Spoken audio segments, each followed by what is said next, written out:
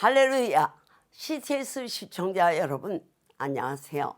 저는 요나 3일 영성원장 이에스더 목사입니다. 오늘은 마태복음 5장 44절 이하의 말씀을 통해서 온전한 율법의 실천이라는 주제로 함께 은혜를 나누려고 합니다. 예수님께서 너희 원수를 사랑하라고 말씀하신 그 원수는 바로 유대인들이 이방인으로 생각하는 그 사람들, 곧 죄인들이라 할 수 있지요. 그들을 사랑하라는 것은 그들에게 가장 좋은 것을 주라는 말씀과 동일한 의미입니다. 그리고 예수님께서는 나를 박해하는 자를 위하여 기도하라고 명령하십니다. 첫째, 예수님께서는 이같이 한즉 하늘에 계신 너희 아버지의 아들이 된다고 말씀하셨습니다. 그렇다고 해서 이렇게 하지 않으면 하나님의 아들이 되지 못한다는 뜻은 아니죠. 어디까지나 하나님의 아들이라면 다 이렇게 하게 되어 있다는 말입니다. 우리가 이렇게 하지 못하는 가장 큰 이유는 아직도 나의 정체성의 혼돈을 겪기 때문입니다. 그러니까 자기가 얼마나 복을 받은 자이며 하나님이 나를 얼마나 사랑하시는지 믿지 못한다는 뜻과 같습니다. 우리는 머리로는 하나님께서 나를 사랑하시는 것을 너무나 잘 알면서 가슴으로는 거의 느끼지 못합니다. 오히려 하나님은 나에게 무관심하다고 느끼고 결국 이 험한 세상을 나 혼자의 힘으로 해결해야 한다고 생각하기 때문에 이 귀한 복음을 누리지 못하는 것입니다. 둘째, 여기서 왜 우리가 원수를 사랑해야 하는지 예수님의 분명한 지적을 발견할 수 있습니다. 하나님께서는 햇볕을 주실 때에 악한 사람, 착한 사람을 따로 구별하지 않는다고 했죠.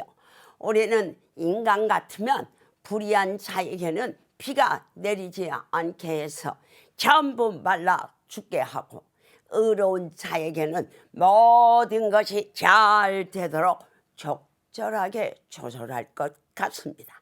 그러나 하나님께서는 모든 사람에게 햇볕을 주시고 차별하지 않고 비를 내리십니다.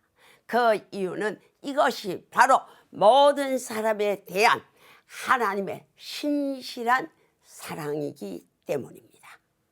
비록 이 세상 사람들이 그렇게 복을 누리면서도 하나님께 감사할 줄 몰라도 하나님은 보복하지 않으시고 공평하게 햇볕을 주시며 여전히 비를 내리신다는 것입니다. 셋째, 결국 예수님께서 우리에게 요구하시는 것은 온전한 율법의 실천이라는 사실을 알 수 있습니다. 예수님께서는 먼저 너희를 사랑하는 자에 대한 사랑의 경우를 예로 들어서 설명하셨죠. 이것은 나에게 잘해주는 사람에 대한 사랑을 가리킵니다. 그런 사랑은 정작 세리들이 하는 사랑 정도라고 일축하십니다. 예수님 당시에 찔러도 피 한 방울 나오지 않을 정도로 지독하고 이기적이라고 알려진 사람들이 세리들입니다. 그런데 세리들도 자기에게 잘해주는 사람에게는 잘해줄 줄 안 되는 것입니다.